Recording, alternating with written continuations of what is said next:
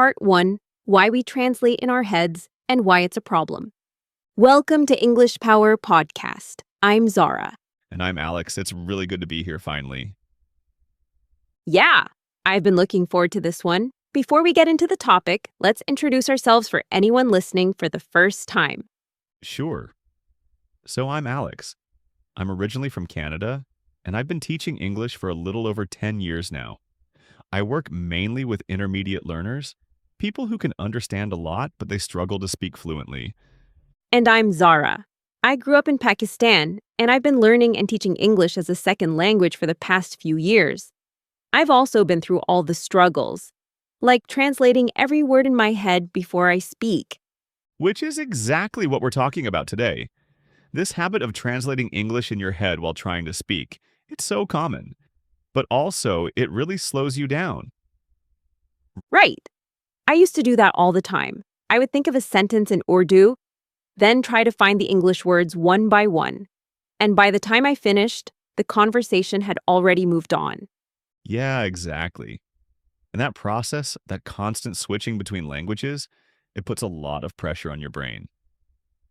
So let's start with a basic question. Why do we even translate in our heads?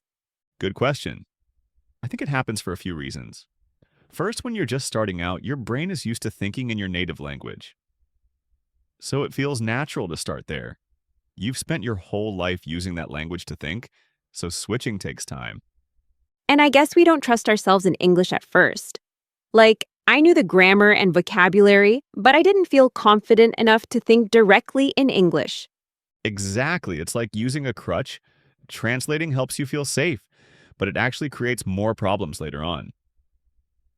Yeah, like delays in speaking. And sometimes the sentence doesn't even sound natural after translation. Totally. One of my students once told me, I know what I want to say, but I just can't say it fast enough.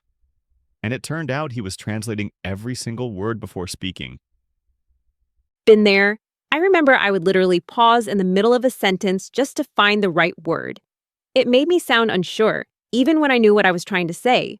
Right, and the funny part is, you probably did know the English word. You just weren't used to reaching for it directly. So true. I used to think I needed more vocabulary, but actually, I just needed to trust the vocabulary I already had. That's a key point. It's not always about learning more. Sometimes it's about getting more comfortable with what you already know. So, Alex, how does someone stop translating in their head? We're going to get into that in the next part. But the first step is awareness. You have to realize when you're doing it. Yes, that aha moment when you catch yourself doing it is powerful. It really is. Once you recognize the habit, you can start changing it. All right, let's pause here. In the next part, we'll talk about real, practical tips to help you think in English and break that translation habit. Can't wait. See you in the next one. Part 2: How to train your brain to think in English. Okay, so we talked about why translating in your head can slow you down and hold you back. Now, let's get into the fun part: how to actually stop doing it. Yeah, this is where it gets exciting, because there are ways to train your brain to think directly in English. It's not magic, but it works if you're consistent. So, what's the first thing someone can do to start this process? Start small. And I really mean small. Don't try to force yourself to think in full sentences right away. Begin with single words, objects you see every day. Like when you're sitting at your desk and you see a notebook, just think notebook, not yeah, notebook, hey. Exactly. Or if you're brushing your teeth, think toothbrush, paste, mirror. These are simple words, but thinking them in English starts to shift your brain. That's actually something I used to do. I made it a habit to name everything around me in English, even when I was alone. It's like mental labeling. You're not translating anymore. You're just connecting the thing directly to the English word. It feels weird in the beginning, but after a while, it becomes automatic. Totally. And once that becomes easy, you move to simple thoughts like, I'm hungry, it's cold today, I need to call my friend. Things you would normally say to yourself in your native language. Start saying them in English, silently or out loud. Yeah, Self-talk is so underrated. People think it's silly, but it's one of the best tools. And it doesn't have to be perfect grammar. That's another trap. People want to think in English perfectly, but the goal is natural, not perfect. Exactly. Like, if I'm walking and I think, go shop now, it's not perfect grammar, but my brain is still using English. And that's the point. Yes, fluency grows from that habit. It's not about always being correct. It's about always using English. Another tip that helped me, I used to ask myself simple questions in English throughout the day, like, what time is it? Or what should I eat? And I would answer in English too. That's a great one. You create small dialogues with yourself. It makes your brain more flexible. And after a while, it becomes fun, like a game. I remember I used to describe people walking by me on the street, just in my head. Yeah, like she's wearing a red scarf or he looks tired. Exactly. It keeps your brain active in English mode. The last thing I'd add here is don't be afraid of silence when you're speaking. If your brain is used to translating, it might panic when you pause. But silence is normal. Take a second, let the English come. That's a really good point. I used to rush my words and end up making more mistakes. Now I pause, breathe, and think in English. All right, I think that's a good spot to stop for this part. Yes. In the next part, we'll talk about how listening and speaking practice can help you build thinking habits in English. Real conversations, real exposure, stuff that really changes the game. See you there. Part 3. Use listening and speaking to build thinking habits. So now that we've talked about using simple thoughts and daily self-talk to think in English, let's go one step further. How listening and speaking can help your brain switch to English mode. Yeah, this is a big one. A lot of learners don't realize how powerful listening is when it comes to thinking in English. Right? People often focus only on speaking, but listening is where it all begins. Exactly, because when you listen to English regularly, your brain starts picking up the rhythm, the structure, and the natural way things are said. That builds your inner voice in English. I remember when I started watching short English videos without subtitles. At first, it was hard, but over time, I began to hear those sentences in my head, even when I wasn't watching anything. Yeah, you kind of absorb the patterns, like how a native speaker says, I'm going to grab some coffee, instead of, I will go to get coffee. And those phrases start to live in your mind. You don't have to translate them because they just feel right. That's the key. You're no longer building a sentence from your native language. You're copying from real English that your brain has heard before. So, would you say shadowing helps with this? Like repeating what you hear in real time? Absolutely. Shadowing is one of my favorite techniques. You listen to a sentence, pause it, then repeat it exactly how you heard it. Same speed, same tone, same emotion. It trains your mouth and your brain at the same time, and honestly, it made me feel more confident when I spoke. Yeah, because you've already practiced real English. Not textbook English, but how people actually talk. I also started recording myself. I would watch a short video, repeat a few lines, and then record myself saying the same thing. Then I'd compare. That's brilliant. You catch your mistakes, but more importantly, you hear your progress. And when you hear yourself speaking naturally, even just one sentence, it motivates you to keep going. Definitely. Speaking even just to yourself is powerful, and combining it with listening makes it even better. Another small tip that helped me, when I listened to podcasts or shows, I would pause and ask myself, how would I say the same thing? Then I'd try saying it my way in English. That's great for active thinking, because now you're not just hearing the sentence, you're trying to recreate it using your own words. And that helps you stop depending on your first language. Exactly. You're building English thinking muscles. So to sum it up, if you want to think in English, fill your ears with it, speak it out loud, shadow what you hear, and repeat. A lot. And don't worry about sounding perfect. Just keep exposing yourself to natural English and let your brain catch up. Coming up next, we'll talk about how your environment and habits can support your goal of thinking in English every day. even if you live in a non-English speaking country. See you in the next part. Part 4. Create an English environment even if you live abroad. So far, we've talked about how to think in English using simple thoughts, self-talk, listening, and speaking. Now, let's talk about something super important: your environment. Yeah, because if your environment is always in your native language, your brain naturally stays in that language too. Exactly. And many people think, well, I don't live in an English-speaking country, so I can't practice. But actually, you can create a mini English world around you. Right.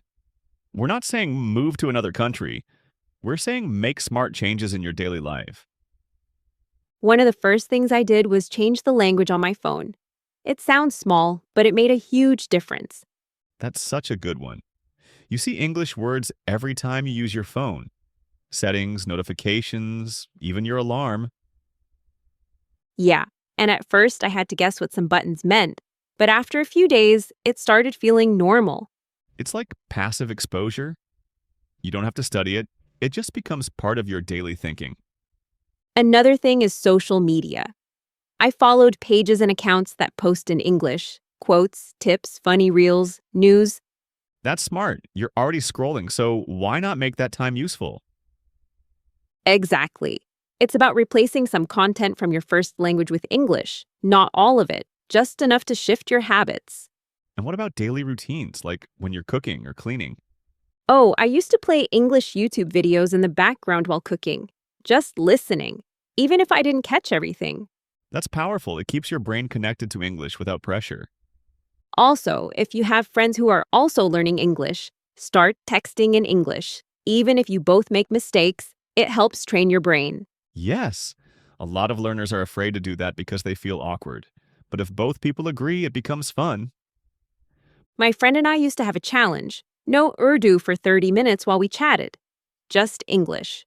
We laughed a lot, but we learned fast. I love that. Challenges like that make it exciting. And if you live with family, you can label things in the house with sticky notes: fridge, door, mirror. I did that for months. That's such a creative way to keep your brain in English mode. Even a small change like that can make a big impact over time.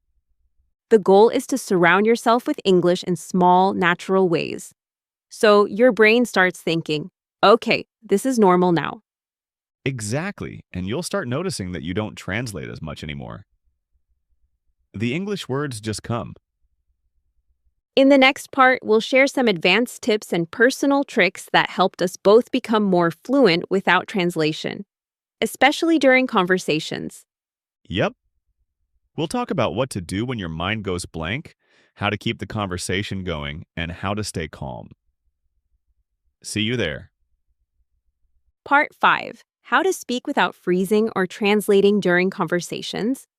So we've talked about daily habits, listening, speaking, and creating an English environment.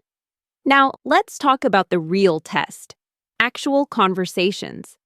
That's where the pressure really kicks in, right? Oh, yeah.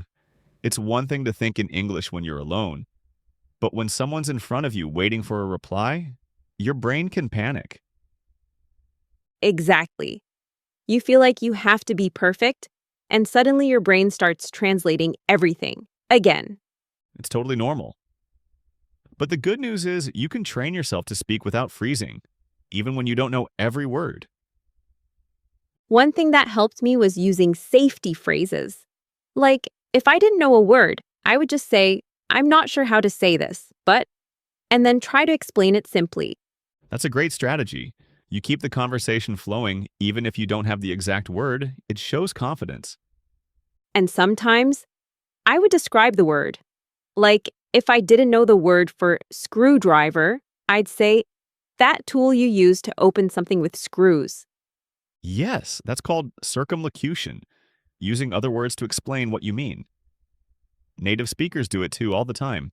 It gave me freedom. I didn't feel stuck just because I didn't know one word. Another trick I tell my students is to focus on ideas, not grammar. When you're speaking, just get your point across. Grammar can come later. That's true. I used to pause in the middle of speaking just to think about tenses, and then I would lose the whole sentence. Right. But if someone says, yesterday I go market, we understand them. It's not perfect, but the meaning is clear. I also stopped correcting myself while talking. I just kept going, because if I corrected every little mistake, the flow would break.